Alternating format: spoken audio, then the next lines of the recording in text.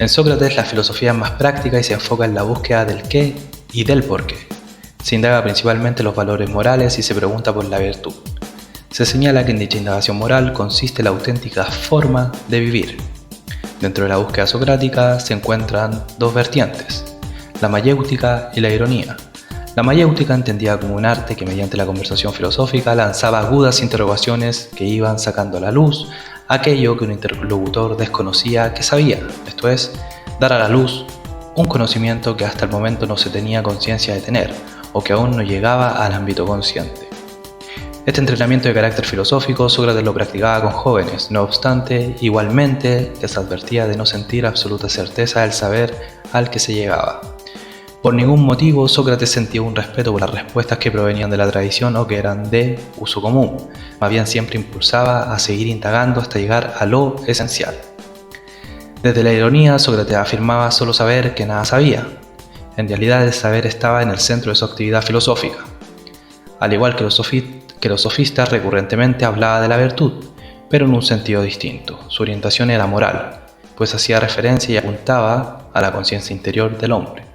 De esta manera, su actividad filosófica comenzó a molestar en Atenas, ya que chocaba con las intenciones políticas y los proyectos ideológicos de la ciudad. La reflexión ética que Sócrates proponía parecía chocar igualmente con la religión popularmente aceptada. Es así como el filósofo fue encarcelado y condenado a muerte mediante la ingesta de cicuta, la cual bebió sin mayor turbación y reafirmando su carácter. La filosofía de Platón, como continuación de la filosofía de Sócrates, sigue planteando la cuestión relativa a la esencia de los valores morales. Frente al interrogante de dicha esencia y al cómo deben explicarse los valores, Platón responde mediante su teoría de las ideas. De la vida de Sócrates, Platón derivó toda una experiencia moral, en la cual los valores como la prudencia, justicia, fortaleza, templanza, etc., representan lo absoluto. Más bien son algo intangible y eterno. En el conocimiento y realización de estos valores subyace una complejidad, pues en su captación puede haber errores, esto es, que en el caso de ser conocidos, puede darse una desviación de su verdadera esencia. Incluso puede darse el caso de que haya seres humanos que estén totalmente ciegos a la esencia de los valores. No se equivocaban los sofistas cuando afirmaban que la captación de valores puede ser relativa a los contextos, es decir, que lo bueno y justo se puede entender de diversas formas según la cultura. No obstante, no tenían razón los sofistas en lo referente a la cosa en sí, a la esencia misma y objetiva de los valores. Es en esa esencia donde se revela lo que está más allá de la voluntad del ser humano, en ello consiste lo absoluto. Por lo tanto, hay valores relativos que dependen de la utilidad individual, los valores materiales, y por encima de estos se encuentra aquella cualidad de valor superior y distinta a toda utilidad material y subjetiva, por ende una realidad objetiva. Esta cualidad de valor superior, Platón la representa como virtud. Ahora, estos valores superiores, que se resumen en la virtud, no se deben entender como un simple saber o perfeccionamiento en sentido técnico. Por el contrario, Platón eleva este asunto a la esfera de ser ideal. De esta manera, el ser humano se rige por lo absoluto, el cual no es accesible a la manera de las cosas materiales, pues responde a un profundo anhelo de infinito. Aristóteles considera que así como la realidad puede ser estudiada en partes, esto es, ser separadas en segmentos y de esa manera entendida como objeto de saber de distintas disciplinas como la física, medicina, biología, etc., así igualmente se puede estudiar de una manera científica el ser en cuanto ser. Aristóteles trata este asunto en la obra que muchos años después de ser escrita recibiría el nombre de Metafísica. Cuando se habla de metafísica en la filosofía de Aristóteles se hace referencia a la ciencia que estudia o se ha de estudiar después o posterior a la física. Se entiende que esta secuencia vendría dada por el hecho de que la metafísica se consideraría una ciencia más profunda que la física. Así pues, la física se ocupa de una esfera de la realidad o de lo que es, estudia el ser desde la dimensión particular a la que se accede mediante los sentidos. En cambio, la metafísica estudia el ser más profundo y general que precede a lo que es, a aquello que percibimos por medio de los sentidos. Este ser que estudia la metafísica se manifiesta en el ser de la física y se entiende como su fundamento y consecuencia. No hay que entender a este ser como algo a lo que no se puede acceder, como una especie de trasmundo separado del mundo espacio-temporal que conocemos. La metafísica también lleva el nombre de filosofía primera. Filosofía primera, pues como ya se ha mencionado, es la ciencia que estudia esos fundamentos que son lo primordial en la realidad. Los seres tienen fundamentos internos y a su vez estos fundamentos también están fundados en un fundamento primero. Aristóteles señala que el ser es la sustancia primera, concreta y singular, que se aparece a los sentidos. A diferencia de Platón, considera que primero existe el mundo espacio-temporal, posteriormente existe la idea platónica. La ética de Aristóteles señala que la orientación del ser humano hacia lo que es verdadero y hacia la verdad del ser es igualmente una orientación hacia el bien.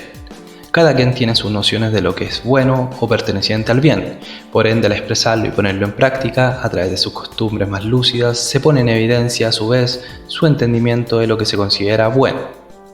Aristóteles, referente a esto, plantea el tema ético desde su contexto griego. Es así como va dando respuestas a consideraciones éticas que se preguntan sobre el buen actuar en un hombre, a lo cual responde que una acción humana realmente buena viene desde un hombre inteligente que procede siempre desde una recta razón que tiene su fundamento en un accionar bello, en el sentido de equilibrado y medido entre los extremos. De esta manera, Aristóteles reconoce ciertas virtudes humanas que vendrían a encarnar el modelo ideal de ser humano. Una de esas virtudes son la sabiduría, la justicia, el dominio de sí y la amistad. Estas virtudes serían algo previamente dado que revela el verdadero significado de la naturaleza humana. Por tanto, serían portadoras de la estructura ontológica de dicha naturaleza. Desde ahí Aristóteles deriva la pregunta sobre la felicidad, a la cual responde señalando que no tiene que ver con el placer ni con los objetos materiales, sino que con la manifestación de un perfecto actuar derivado de la profunda naturaleza humana expresada en la recta razón. Donde hay recta razón, todo lo demás adviene por sí mismo, ya que en ello prevalece lo formal sobre lo material. Por ende, el hombre que se alinea a lo moralmente recto hace el bien por sí mismo, no por el hecho de que ese hacer el bien le proporcione algún tipo de placer. En ello consiste la verdadera felicidad. Los estoicos, desde la lógica, plantean que en lo referente al conocimiento, el ser humano es una tabla rasa a la que las impresiones tienen que venirle desde el exterior. Dichas impresiones son de carácter sensible y nunca dejan de serlo aun cuando pasen a ser conceptos. Por lo tanto, lo que plantea el estoicismo es un sensualismo que no se sirve de un a priori que haga de filtro entre lo que se experimenta. Esto es que se experimenta el mundo desde una entrega abierta.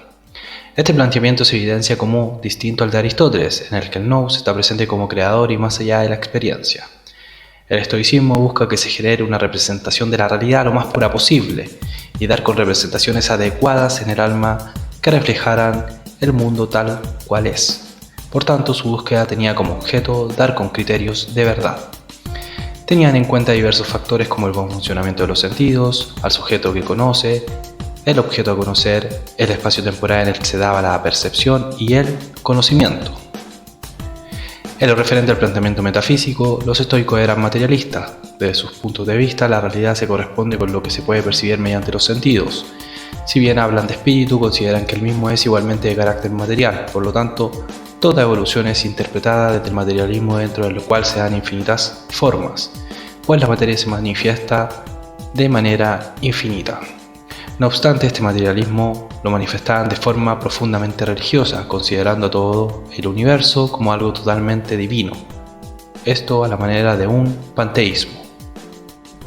La ética de los estoicos se caracteriza por ser sumamente dura y disciplinada, de ahí su grandeza. En los trabajos de Marco Aurelio y Epícteto se encuentra expuesta toda una filosofía de vida. Esta ética hace constantemente referencia a un sentido del deber, a la dominación de las pasiones, la imperturbabilidad frente a las pasiones internas y lo que acontece en el exterior. Todo apuntando hacia una disciplina de la abstención y el soportar en la cual la razón tiene que gobernar por sobre todo lo demás. Razón que a su vez está subordinada a un imperativo superior. Es así como de esta filosofía se erige un tipo de ser humano que, en cuanto a lo político, se sacrifica en favor del bien común y público. Un ser humano que se mantiene firme en su lugar pase lo que pase.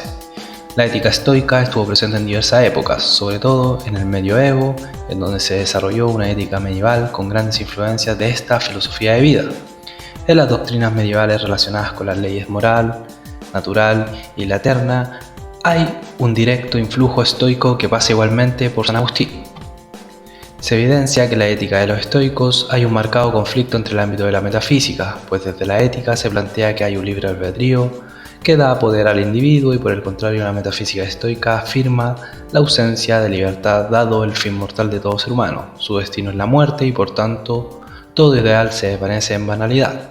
Es desde este conflicto desde donde se supone que el estoico, para dar acción a su ética, debe olvidar todas las implicancias de su metafísica e ir en búsqueda de un pensamiento y vida que se desenvuelva de una manera ética. Se entiende principalmente el epicureísmo como una filosofía del placer. En este sentido es una filosofía contraria a la filosofía estoica, pues mientras que el estoico llama a renunciar a los placeres, el epicúreo llama a gozar. Se considera la importancia del placer en todas sus formas y el goce por sí mismo. Se señala que toda finalidad a la que apunten las acciones del cuerpo tiene por fin su propio bien y el del alma, por ende la obtención de la felicidad. Se actúa siempre evitando el dolor y en búsqueda de la tranquilidad del alma.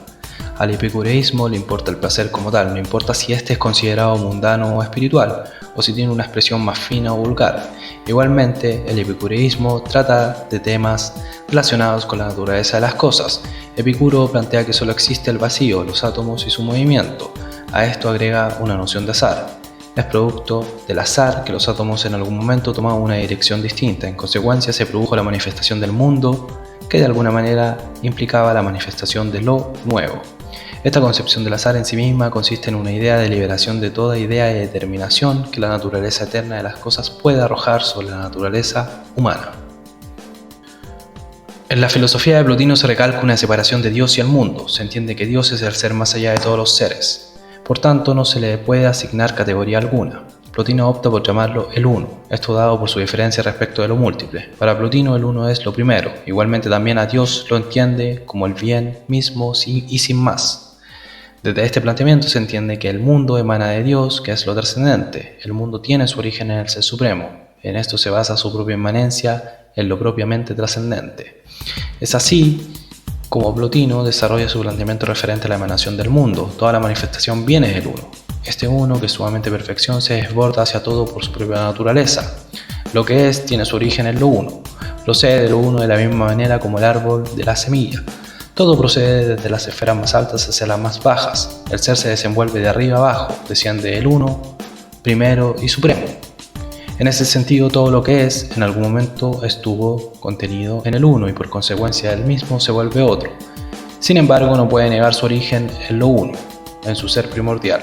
Siempre que se piensa en algo otro que lo uno, inevitablemente se llega a lo uno. Si se piensa lo imperfecto, hay que necesariamente pensar la perfección. Igualmente no se puede comprender la copia de cualquier cosa si no se comprende su arquetipo original. Es así como se entiende que lo trascendente es al mismo tiempo inmanente a todo lo que es. De acuerdo a esto, Plotino plantea la doctrina de las formas del ser, la cual se componen de uno, espíritu y alma.